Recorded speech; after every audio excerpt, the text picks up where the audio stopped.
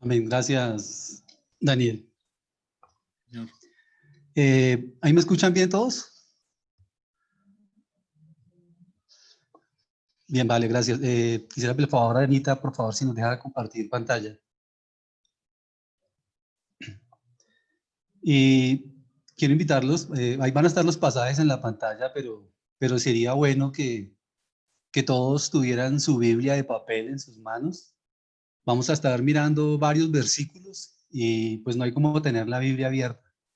La Biblia abierta, pues en la Biblia abierta pues tenemos dos hojas y podemos ver todo el panorama que nos quiere enseñar la palabra. Y les animo, hermanos, a que busquen sus Biblias y vamos a estudiar en esta mañana otro de esos milagros que solo el Señor Jesucristo podía hacer, que estaban reservados para Él como el Mesías. Y es un tema bastante largo y espero poder explicarlo lo mejor posible. Entonces, desde ya les pido disculpas si nos pasamos del tiempo. Son las 11:15, pero creo que hay que darle preeminencia a lo que Dios nos quiere enseñar en esta mañana. Entonces, quiero invitarlos a que abran sus Biblias, como les digo, en Mateo. Vamos a estar mirando dos pasajes. El uno está en Mateo capítulo 12, versículo 22 y 23, y también está en Marcos capítulo 3, desde el versículo 20 hasta el 35. Entonces, como son pasajes paralelos, pues vamos a estar mirándolo los dos al tiempo porque tanto Mateo como Marcos nos dan varias ampliaciones que nos ayudan a entender muchísimo mejor el contexto de este mensaje. Entonces, quiero empezar con Mateo capítulo 12, versículos 22 y 23. Dice la palabra de Dios: entonces fue traído a él un endemoniado, ciego y mudo, y le sanó, de tal manera que el ciego y mudo veía y hablaba. Y toda la gente estaba atónita y decía: ¿será este aquel hijo de David? Muy bien, entonces quiero invitarlos a que nos vayamos a Marcos para seguir el contexto de esta enseñanza. Versículo 20.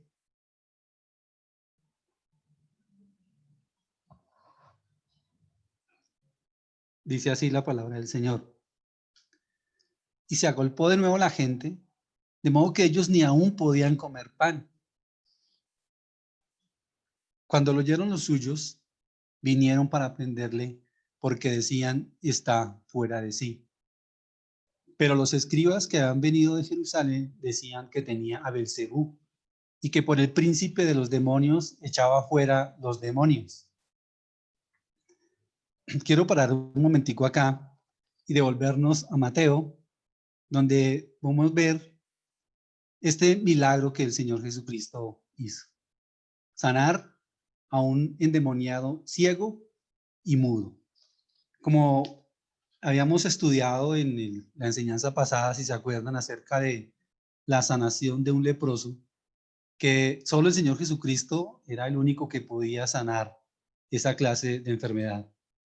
Al igual que este milagro, el de sanar a un endemoniado mudo y ciego, también era otro milagro que solo el Mesías podía hacer. El echar fuera demonios no era del todo inusual en el pueblo judío de aquellos días. Aún los fariseos, los rabinos y sus seguidores tenían la habilidad dada por Dios para echar fuera demonios. Pero dentro de ese esquema del fariseísmo judaizante, el echar fuera demonios requería de un ritual.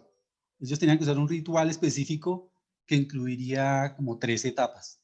Y la primera de esas 3 etapas era que el exorcista debía establecer una comunión con los demonios, porque cuando el demonio habla, usa las cuerdas vocales de la persona poseída. Segundo, después de establecer una comunión con esos demonios, el exorcista tenía que encontrar el nombre del demonio. Y tercero, después de encontrar ese nombre, él podía, por el uso de su nombre, echar fuera a ese demonio. Entonces, sin embargo, había una clase de demonios contra el cual la metodología judía no podía hacer, y era la del demonio que hacía que la persona poseída quedara muda. Y pues porque quedaba muda no podía hablar y no había una manera de cómo establecer una conversación. O sea, con esta clase de demonio no había forma de saber su nombre, y así, dentro de ese esquema judaizante, era imposible echar fuera a un demonio mudo. Sin embargo, los rabinos pensaban que cuando el Mesías viniera, él era el único capaz de echar fuera esa clase de demonios. Entonces, teniendo digamos, este panorama de este milagro que el Señor Jesucristo hizo, pues ahora sí quiero leerles desde Marcos 3, desde el versículo 20 al 35, teniendo ya el contexto acerca de este milagro. Entonces, lo que el Señor Jesucristo, para tener un panorama global, lo que estaba haciendo con estos milagros era dando sus credenciales que él era el Mesías prometido para Israel. Porque, como les decía, estos judaizantes, estos judíos de la época tenían claro que habían cierta clase de milagros que solo el Mesías podía hacer. Y vamos a ver más adelante cómo ellos mismos, el mismo pueblo decía acerca de este tema.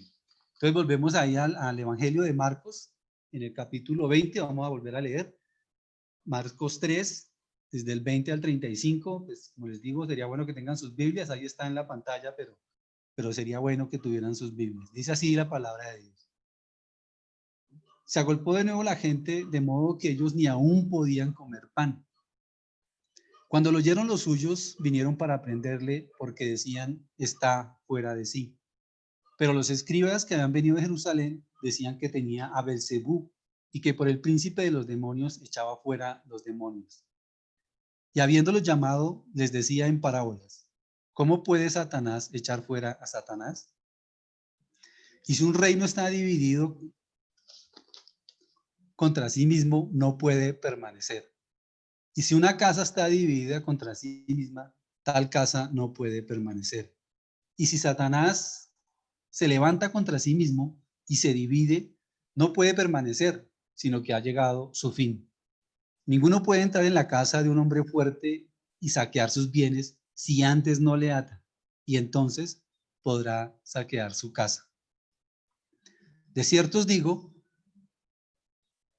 que todos los pecados serán perdonados a los hijos de los hombres, y las blasfemias, cualesquiera que sean, pero cualquiera que blasfeme contra el Espíritu Santo no tiene jamás perdón, sino que es reo de juicio eterno. Porque ellos habían dicho, tiene espíritu inmundo. Y vienen, versículo 31, después sus hermanos y su madre, y quedándose afuera, enviaron a llamarle. Y la gente que estaba sentada alrededor de él le dijo, tu madre y tus hermanos están afuera y te buscan. Él les respondió diciendo, ¿quién es mi madre y mis hermanos? Y mirándolo a los que estaban sentados alrededor de él, he aquí mi madre y mis hermanos. Porque todo el que hace la voluntad de Dios, ese es mi hermano y mi hermana y mi madre. Muy bien, entonces vamos a orar y vamos a poner esta enseñanza y este tiempo en las manos del Señor. Padre, yo te doy gracias, Dios Todopoderoso. Te doy gracias por tu palabra, Señor. Te doy gracias por mostrarnos, oh Señor, y por enviar a ti, oh Jesucristo, Señor, el cual es el Mesías prometido al pueblo de Israel. Pero también, como nos enseña tu palabra, nosotros los gentiles también esperaríamos en él. Damos gracias por las señales, por los prodigios, por los milagros que hizo entre el pueblo. Y Padre, te rogamos que nos guardes a nosotros de tener un corazón duro de servir, de incredulidad, Señor, como lo tuvieron estos escribas y parte de mucho pueblo, Señor. Te rogamos que seas tú, Señor, quien nos enseñe en esta mañana, Señor, quien nos guíe, quien nos anime, quien nos exhorte, quien nos guíe, Señor, para hacer tu voluntad, para comprender tu palabra y para sobre todo, Señor, aplicarla a nuestra vida. Te lo pedimos en el nombre de tu Hijo, nuestro Señor Jesucristo. Amén. Muy bien, entonces ya vimos el primer milagro que hizo el Señor Jesucristo y vimos el contexto de todo lo que se viene acá. Entonces acá hay un pecado que es imperdonable. Entonces vamos a dividir esta enseñanza en tres partes. Primero, vamos a ver la gente o la multitud de las cuales habla en Marcos, versículo 20 y versículo 32. El segundo grupo que vemos ahí son los suyos, que son mencionados en los versículos 21 y 31. Y también vamos a ver a los escribas, que están desde el versículo 22 al 30, que decían que el Señor Jesucristo tenía a Belcebú y que por el príncipe de Belcebú echaba fuera los demonios. Entonces, primero vamos a ver este primer grupo y es la gente o la multitud. Y el versículo 20 nos dice que se agolpó de nuevo la gente, de modo que ellos ni aún podían comer pan. Nuevamente encontramos al Señor Jesucristo entregado de manera absoluta a su ministerio, a tal punto que ni podían ni siquiera comer pan. Pues como muchos saben, el ministerio demanda tiempo, responsabilidad, estudio, y podemos ver el ejemplo claro del Señor Jesucristo que por estar atendiendo a las multitudes no tenía tiempo ni siquiera para comer pan. Ahí en el contexto de Marcos, en el capítulo 3, versículo 7, dice que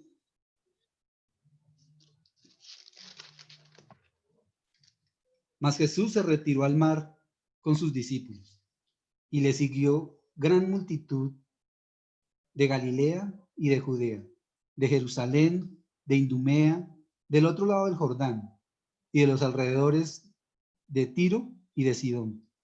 Oyendo oyendo cuán grandes cosas hacía, grandes multitudes vinieron a él. Y dijo a sus discípulos que le tuviesen siempre lista la barca a causa del gentío, para que no le oprimiesen, porque había sanado a muchos, de manera que por tocarle, cuantos tenían plagas caían sobre él.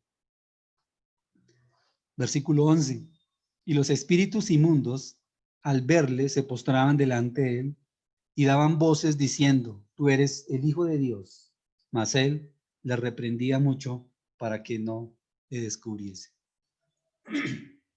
Perdón. O sea, como vemos aquí, mucha gente se acercó al Señor Jesucristo dispuesto a recibir algo del Señor. Eso era lo que hacían las grandes multitudes, buscar un beneficio del Señor Jesús. Muy pocos se acercaban al Señor Jesús con esa actitud que tuvo el leproso. Nunca nadie se acercó al Señor para estar dispuesto a entregarse a Él totalmente. Pero el Señor conoce el propósito con el cual las grandes multitudes se acercan a Él. Leemos en el Evangelio de Juan, capítulo 6,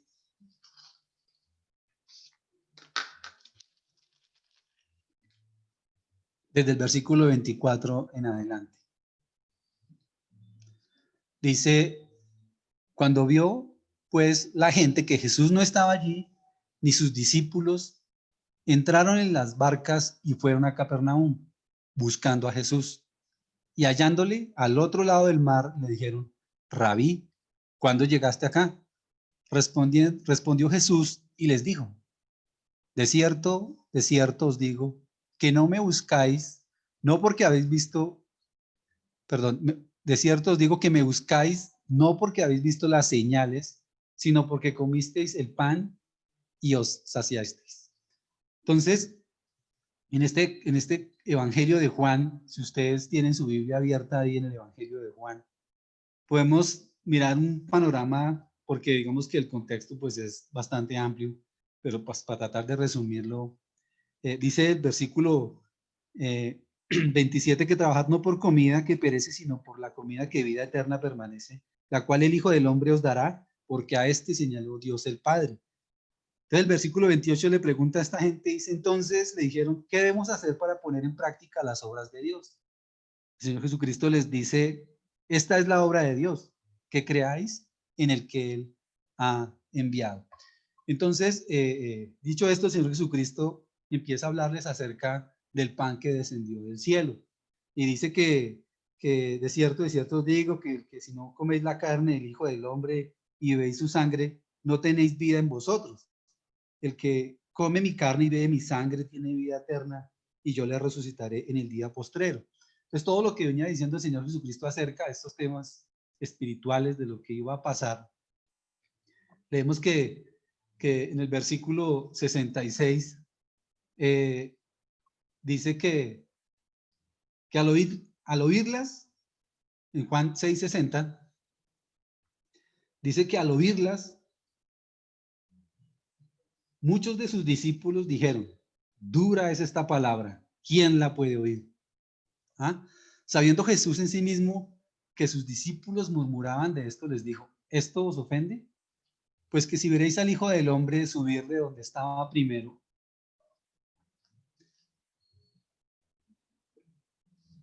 el Espíritu es el que da vida, la carne para nada aprovecha. Las palabras que yo os he hablado son espíritu y son vida. Pero hay algunos de vosotros que no creen, porque Jesús sabía desde el principio quiénes eran los que no creían y quiénes le habían de entregar. Y dijo, por eso os dije, he dicho que ninguno puede venir a mí si no le fuere dado del Padre. Versículo 66. Desde entonces, muchos de sus discípulos volvieron atrás y ya no andaban con él. Bien, cuando muchos escuchan palabras fuertes en una predicación o en un discipulado y no están buscando ser edificados espiritualmente, que solo están asistiendo a una iglesia dispuestos a recibir un beneficio del Señor Jesús, siempre van a volver atrás, al igual que estos discípulos del Señor Jesucristo de su época. Porque como vemos que dice que al oírlas, muchos de sus discípulos dijeron, dura es esta palabra, ¿quién la puede oír? Y como dice en el versículo 66, dice que desde entonces muchos de sus discípulos volvieron atrás y ya no andaban con él. Cuando las multitudes tienen que pagar un precio, cuando ven que hay que hacer un sacrificio para seguir a Cristo, pues muy fácilmente se vuelven atrás. Entonces, aquí vemos estas multitudes que andaban detrás del Señor Jesucristo, pero muchos buscando ser saciados de pan, como vimos en Juan. Muchos buscando saciar su necesidad física, pero ninguno con esa actitud que tuvo el leproso cuando estudiamos ese milagro pasado, que se acercó al Señor Jesucristo reconociendo su pecado, reconociendo que necesitaba ser limpio de su maldad. Por eso el Señor Jesucristo, lleno de misericordia, le dijo, sí quiero, sé limpio. Muy bien, entonces aquí vemos a este primer grupo de personas que son la multitud o la gente que se agolpó de tal manera que el Señor Jesucristo ni aún podía comer pan. Y entramos a este segundo grupo de personas que están en el versículo 21 y 31. Nos habla de que los suyos, o sea, se puede referir a su familia biológica, porque pues más adelante en el versículo 31 nos dicen que sus hermanos y su madre le buscaban. Entonces, podemos pensar que estos suyos eran esta familia. Entonces, estas personas llegaron a tener conocimiento de la situación y decidieron que el Señor Jesucristo había perdido el juicio y que ya era hora de llevárselo a casa, porque lo que nos dice el versículo es que estaba fuera de sí, como si estuviera loco. Como sabemos, la palabra de Dios en el capítulo 7, en el versículo 5, nos dice que sus hermanos ni aún creían en él. Los hermanos de Jesús ni aún creían en él. Entonces, esta reacción de sus familiares, pues nos lleva a una incomprensión muy seria de lo que ellos tenían acerca del Señor Jesucristo.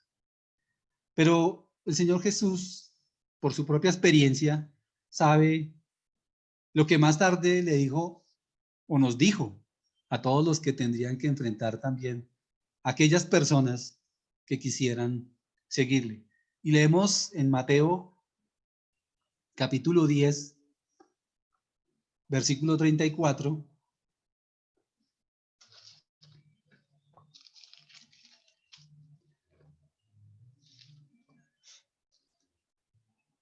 Dice así la palabra del Señor.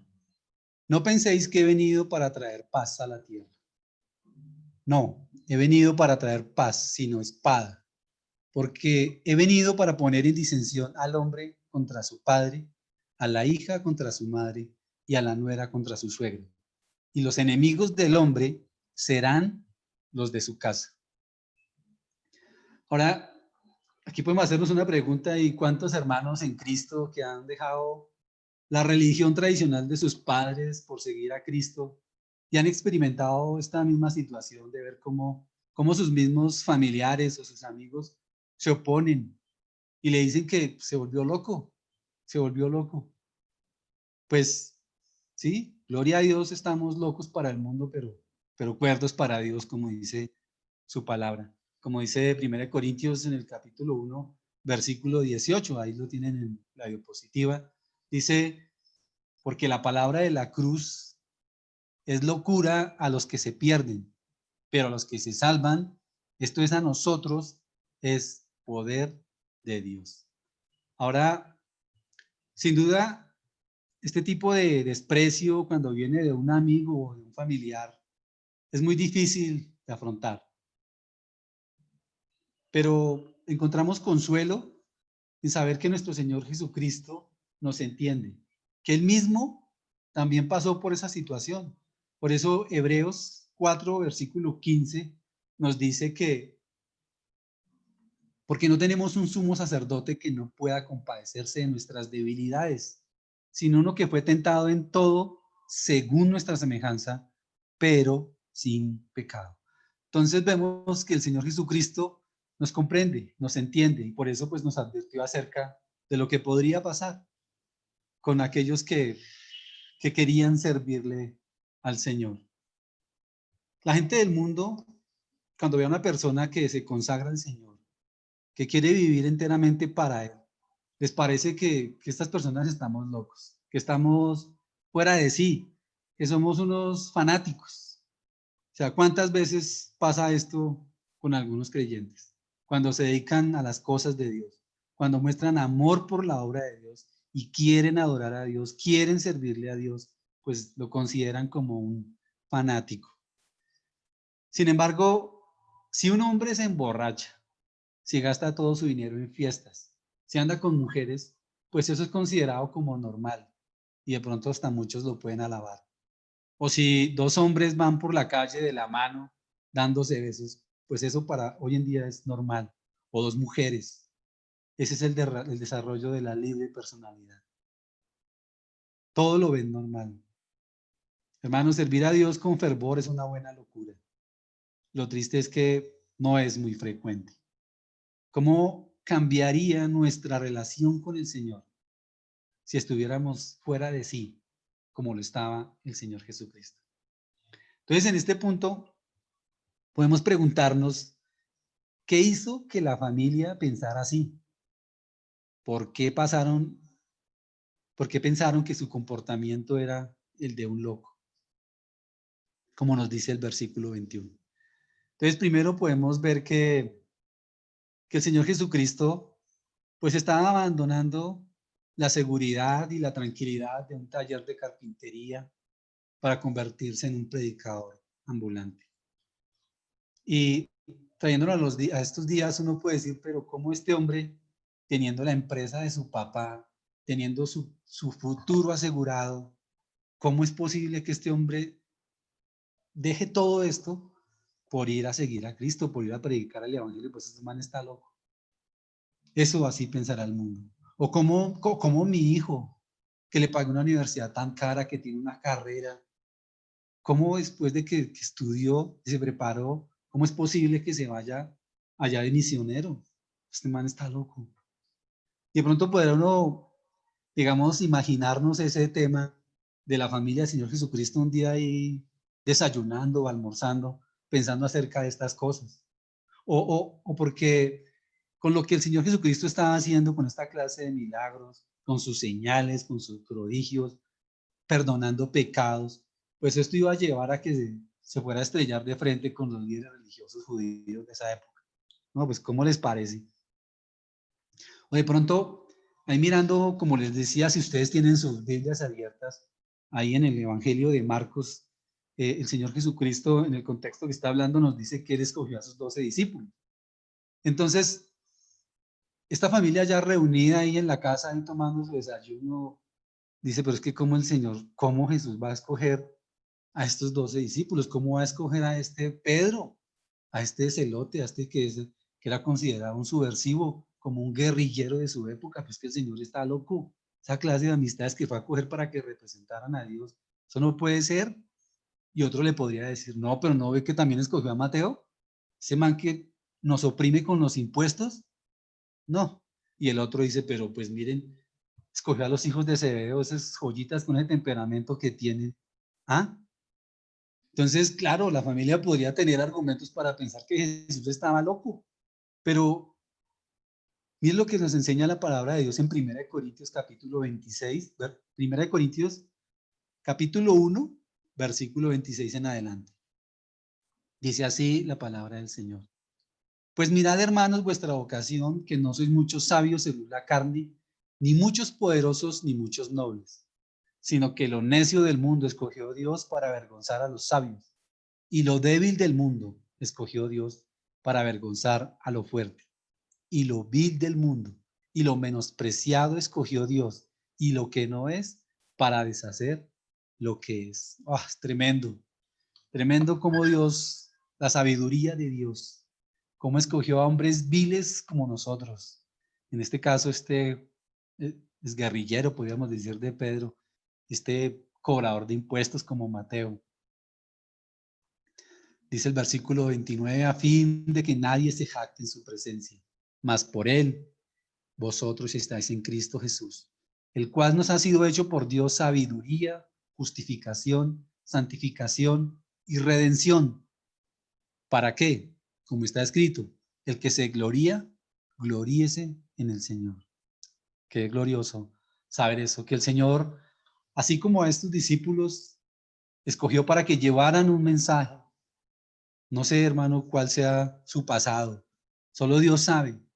Pero cada uno de nosotros sabemos de dónde nos ha sacado el Señor y cómo nos ha usado como instrumentos útiles en sus manos para avergonzar a los sabios, para que, como está escrito, el que se gloríe, gloríese en el Señor.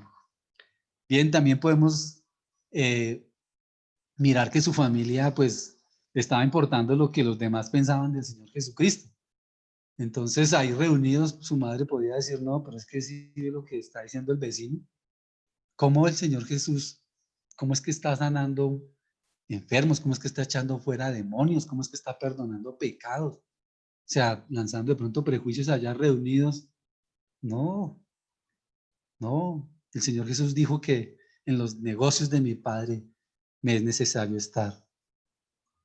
Igual también podían pensar, no, pues ¿qué nos va a pasar? Pues porque digamos que en el contexto de esa época, si alguno llegara a confesar al Señor Jesucristo como el Mesías, pues era expulsado de las sinagogas, así de sencillo. Y eso lo vemos también en otro milagro que estaba reservado para el Mesías, el cual era la sanación de un ciego de nacimiento. Cuando ese ciego fue sanado, pues le empezaron a indagar a los padres si él había sido ciego, que cuánto tiempo llevaba ciego, y ellos le dijeron, pues allá él tiene edad, pregúntenle ustedes, porque ellos tenían temor a ser expulsados de la sinagoga.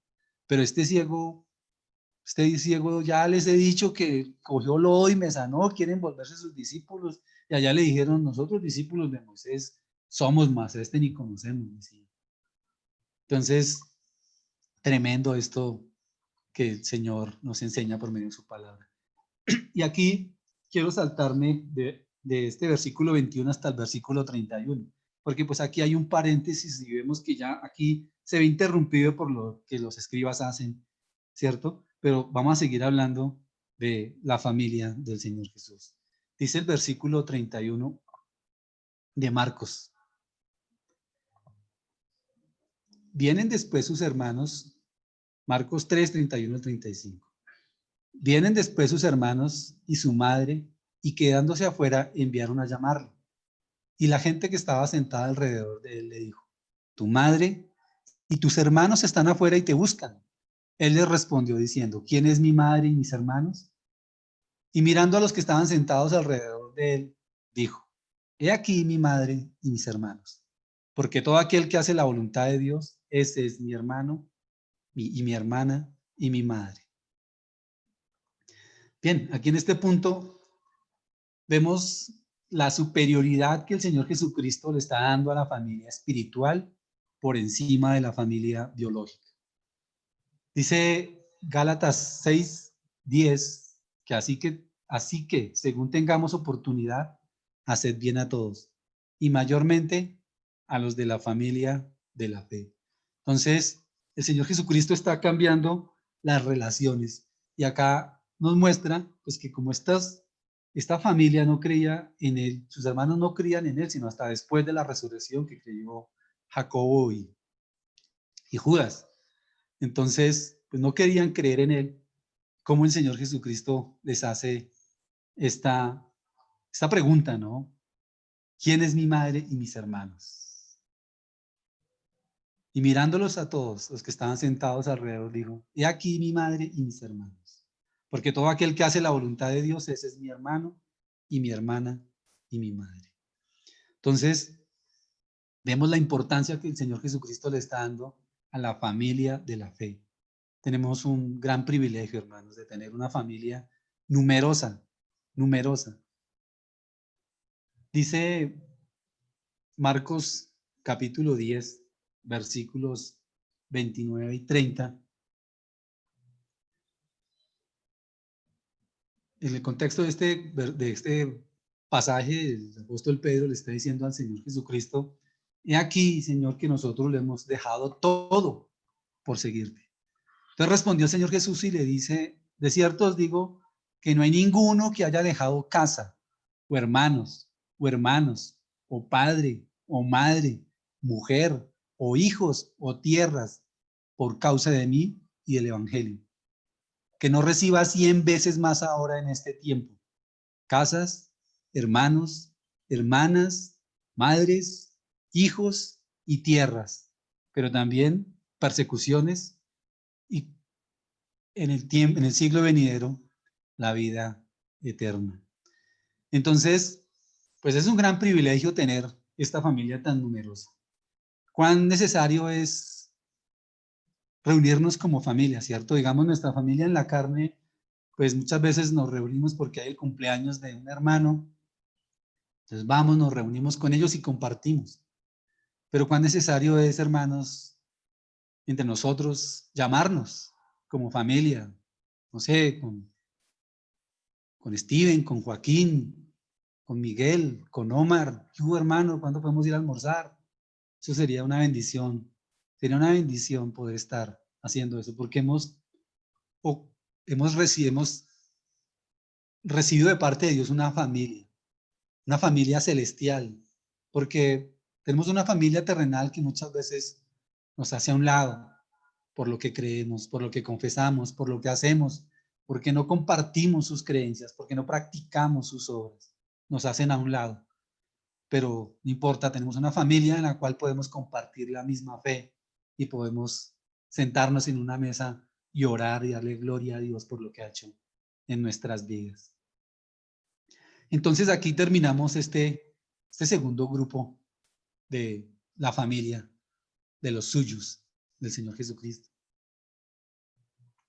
Y entramos a este punto que es crucial, y es acerca de esta respuesta que tenían que dar los escribas. Entonces, a la luz del segundo milagro que estaba haciendo el Señor Jesucristo y a la luz de la pregunta que las masas estaban haciendo, porque cuando el Señor Jesucristo sanó a un endemoniado les dijo ahí en Mateo, dijeron: ¿será este aquel hijo de David? Y había sanado también a otro en Mateo 9, versículos 32 y 33, y ellos decían: Nunca se ha visto cosa semejante en Israel. Entonces estos líderes judíos entendían que era necesario hacer una declaración pública en cuanto al cuál era su decisión final acerca de los milagros y señales que el Señor Jesucristo estaba haciendo entre el pueblo. Entonces, mirando el pasaje, ellos tenían dos opciones. Primero, a la luz de toda la evidencia, de todo lo que el Señor Jesucristo estaba haciendo, ellos debían declarar que Jesús era el Mesías prometido en las Escrituras. Esa era una opción. La segunda, ellos podían rechazar los milagros que hizo el Señor Jesucristo como Mesías. Ahora, si ellos se decidían por esa segunda opción, entonces ellos tendrían que explicarle al pueblo el por qué él hacía los milagros que ellos mismos habían dicho que solo el Mesías, solo el Señor Jesucristo podía hacer. Entonces en Mateo, creo que por eso les decía que si pueden tener sus Biblias abiertas en Mateo, en el capítulo 12,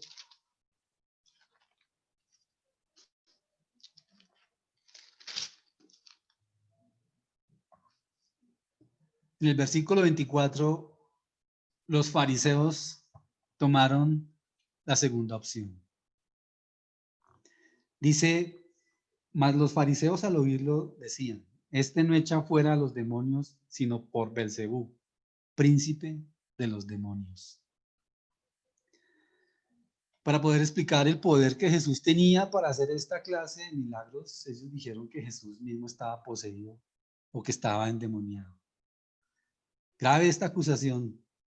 ¿Cómo se sentiría el Señor Jesucristo en ese momento? La multitud le seguía por los milagros que hacía. Su familia ya estaba diciendo que él estaba fuera de sí, que estaba ya loco. Y ahora estos líderes religiosos de su época dijeron que él estaba echando fuera a los demonios por Belcebú, el príncipe de los demonios.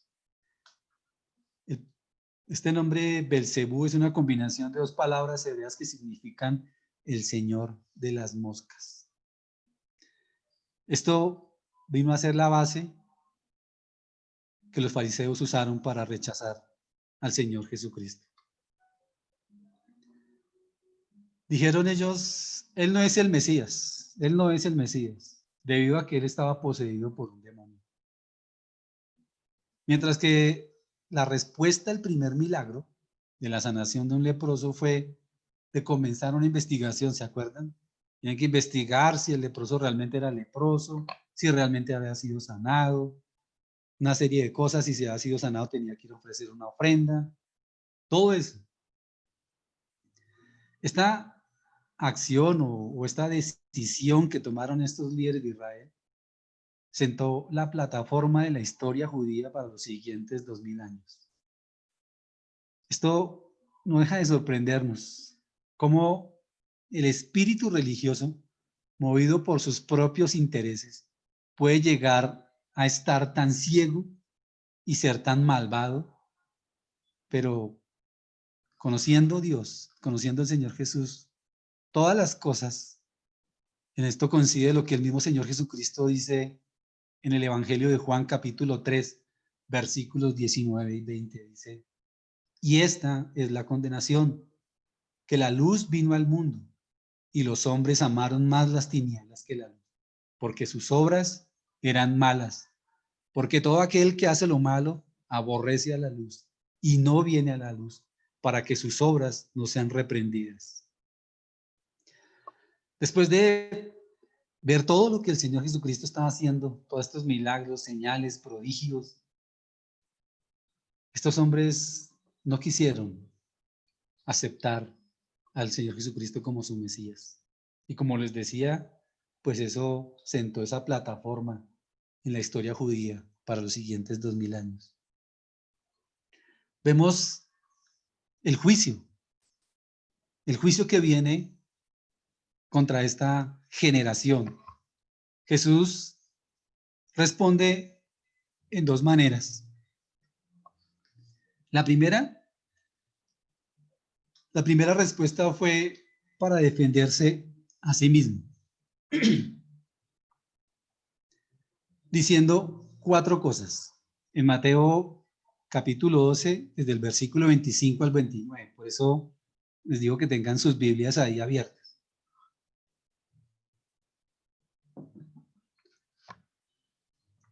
Primero, él dice que esto no puede ser verdad porque esto significaría la división del reino de Satanás.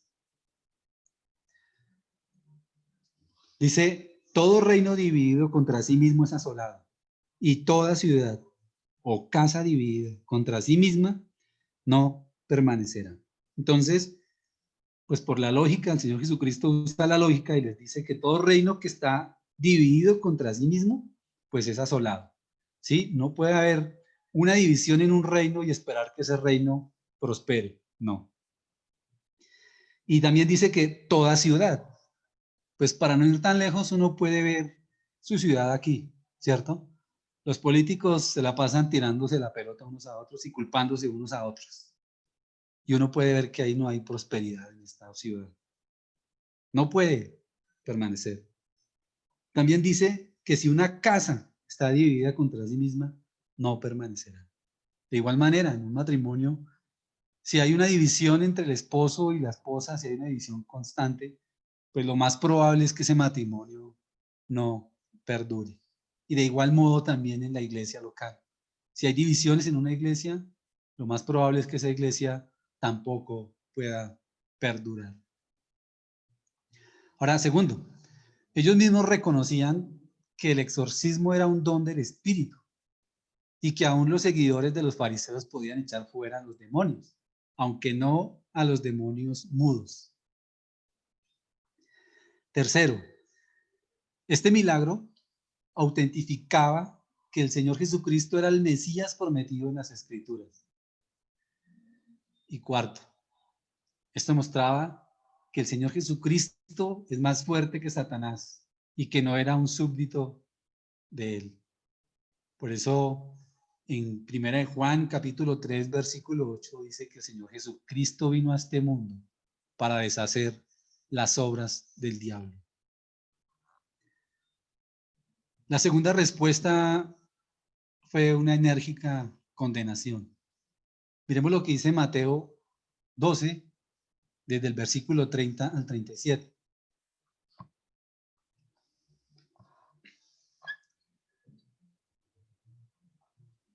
Dice,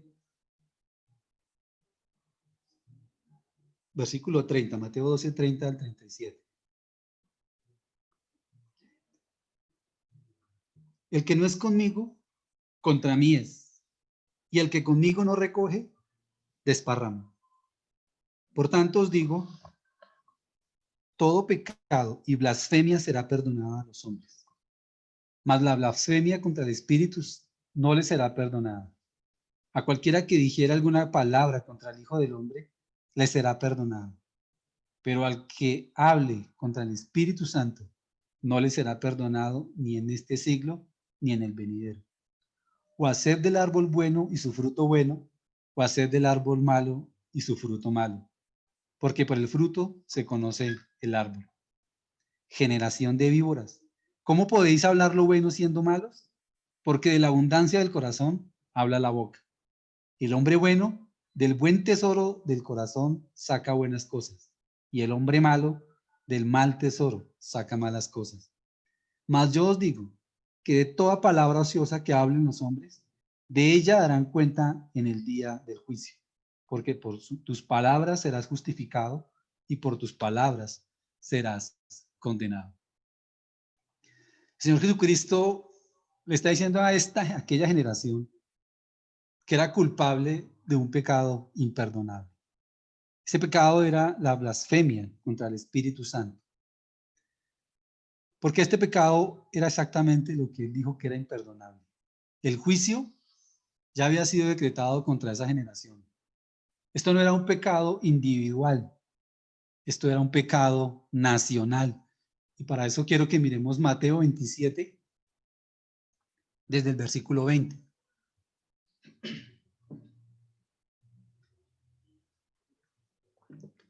Dice así: pero los principales sacerdotes y los ancianos persuadieron a la multitud que pidiesen a Barrabás y Jesús fuese muerto. Y respondiendo el gobernador les dijo: ¿a cuál de los dos queréis que os suelte? Y ellos dijeron: a Barrabás. Pilato les dijo: ¿qué pues haré? ¿Qué pues haré de Jesús, llamado el Cristo? Todos le dijeron: sea crucificado. Y el gobernador les dijo: pues qué mal ha hecho.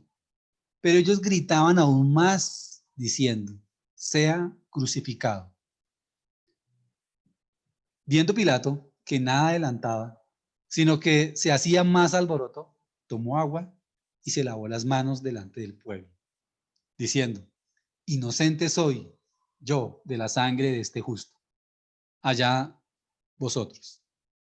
Y respondiendo todo el pueblo dijo: su sangre sea sobre nosotros y sobre nuestros hijos. Tremendo. Este pecado fue cometido por la generación judía del tiempo del Señor Jesucristo y no puede ser aplicado a las subsiguientes generaciones judías. Le atribuyeron los milagros del Espíritu Santo a Satanás. Tampoco es un pecado que alguno pudiera cometer hoy en día. En este punto, la Biblia es muy clara. No importa qué clase de pecado alguien pueda cometer. Hoy, todo pecado es perdonable para aquellos que quieran acercarse al Señor Jesucristo, arrepentidos y quieran entregar su vida a Él. Todo pecado es perdonado. Pero para esa generación, la blasfemia contra el Espíritu Santo no le sería perdonada. Entonces, ahí en Mateo, por eso les decía, tengan su Biblia abierta en Mateo para estar mirando los versículos que vamos a leer. En Mateo capítulo 12, versículo 38, encontramos la respuesta de los fariseos y la respuesta del Señor Jesucristo. Dice así el versículo 38. Entonces respondieron algunos de los escribas y los fariseos diciendo: Maestro, deseamos ver de ti señal. Tremendo. ¿Cómo estas personas, viendo las señales, milagros, prodigios, como decía Pedro allá en su primer discurso en Hechos 2, cómo ellos viendo eso no creían? ¿Cómo les pedían más señales? ¿Cuál señal le pedían? Por eso ese versículo de Juan 3, estos hombres amaron más las tinieblas que la luz. Dice el versículo 39, él respondió y les dijo: la generación mala y adúltera demanda señal, pero señal no le será dada sino la señal del profeta Jonás.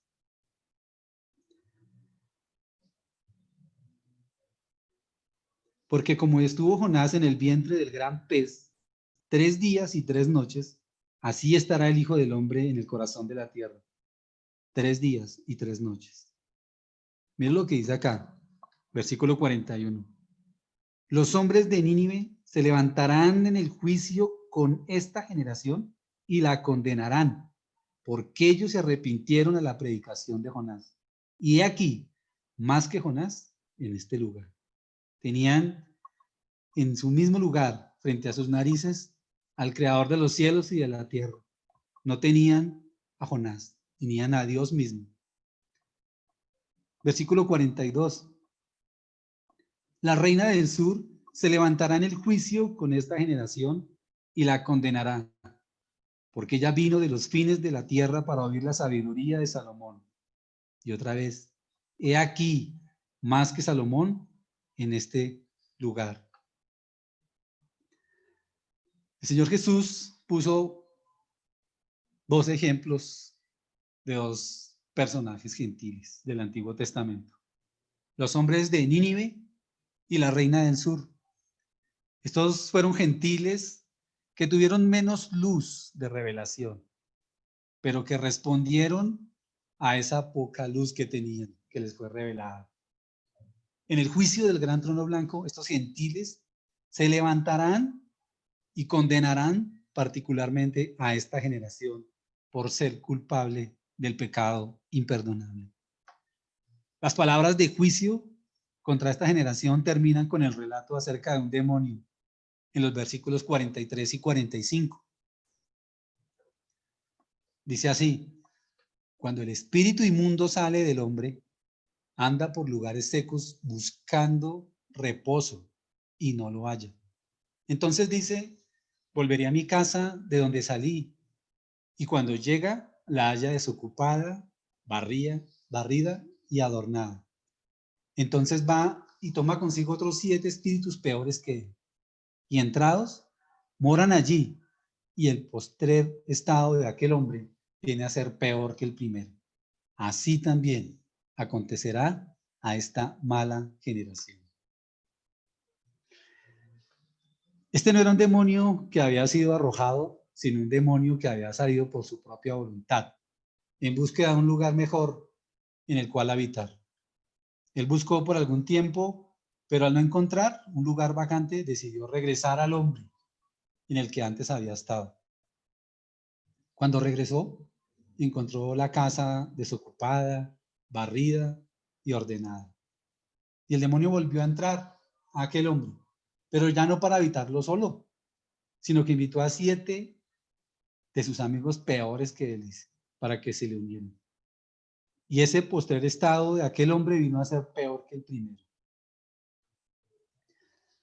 Al principio este hombre estaba poseído de un solo demonio, mas porque permaneció desocupado, ahora tenía 8 demonios habitando en él.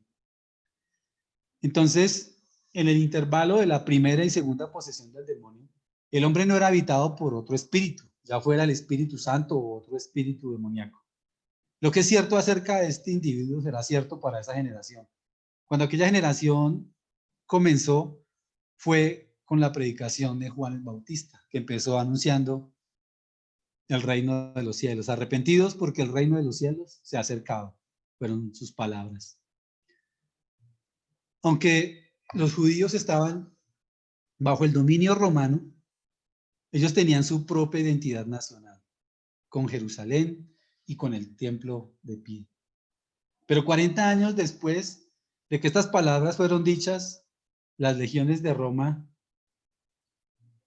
invadieron la tierra de Jerusalén y fue destruida, y el templo fue derribado hasta no quedar piedra sobre piedra. El postrer estado de esta generación vino a ser peor que el primero. El punto clave de esta historia, de esta narración, se encuentra al final del versículo 45. Así también acontecerá a esta mala generación. El Señor Jesucristo, como les decía, hizo señales, prodigios, y nadie le creía.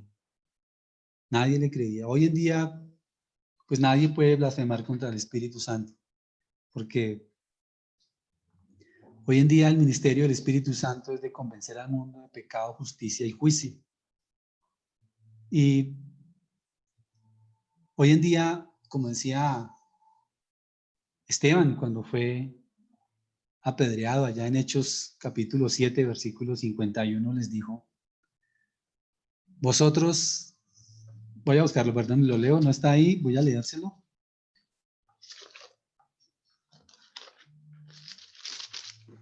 Hechos 7, 51 dice: duros de cerviz e incircuncisos de corazón y de oídos, vosotros resistís siempre al Espíritu Santo, como vuestros padres, así también vosotros.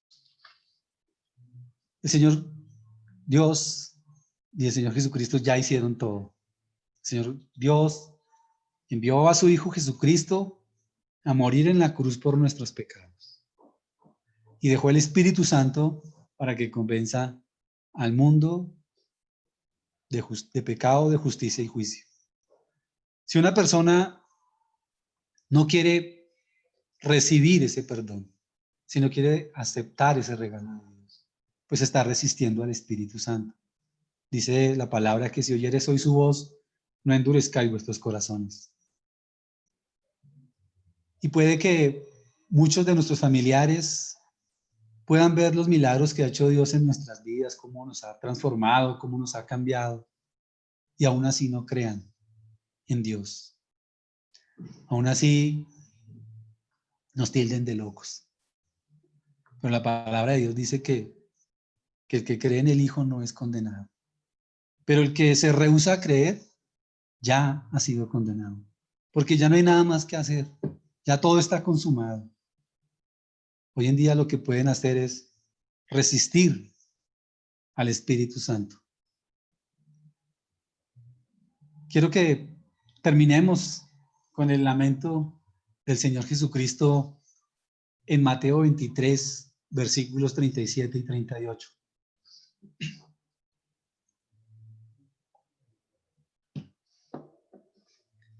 Dice el Señor Jesucristo, esta lamentación: Jerusalén, Jerusalén, que matas a los profetas y apedreas a los que te son enviados.